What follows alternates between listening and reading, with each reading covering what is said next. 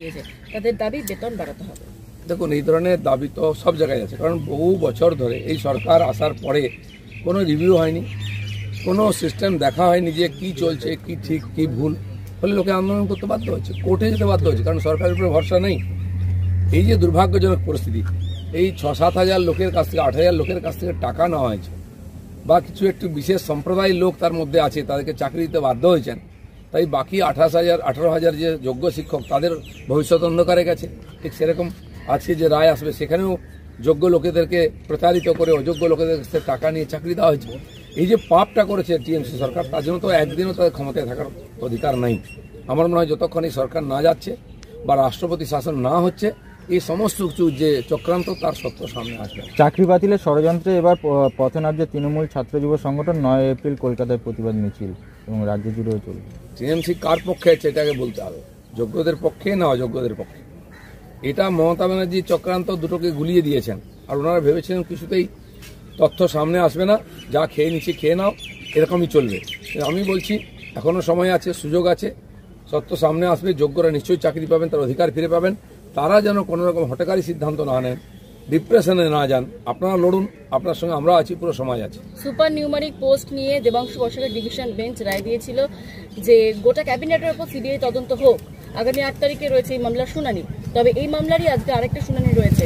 কি পুরোপুরি ক্যাবিনেটের সঙ্গে যুক্ত শিক্ষামন্ত্রী, শিক্ষা সচিব, কর্মচারী, মুখ্যমন্ত্রী যুক্ত।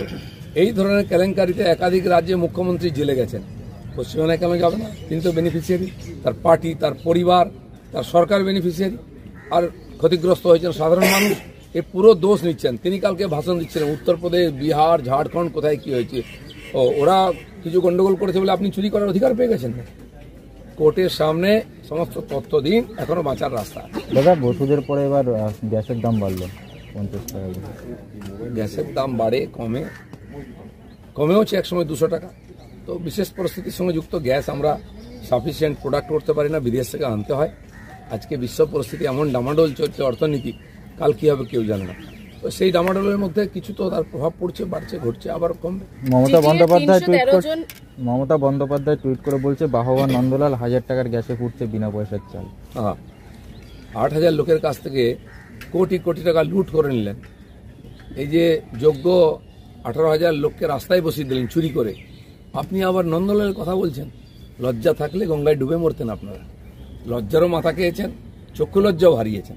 এই ধরনের দুর্বৃত্ত টাইপের রাজনীতি, দুর্বৃত্ত ছেঁচড়া রাজনীতি পশ্চিমবাংলা কোনোদিন দেখেনি, ভারতও দেখেনি, যেটা মমতা ব্যানার্জি করছে।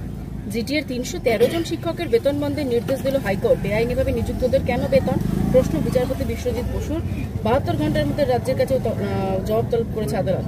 মমতা ব্যানার্জি সরকার আসার পরে যত ডিপার্টমেন্টে নিযুক্তি হয়েছে, সব জায়গায় দুর্নীতি হয়েছে, ধাঁধলি হয়েছে।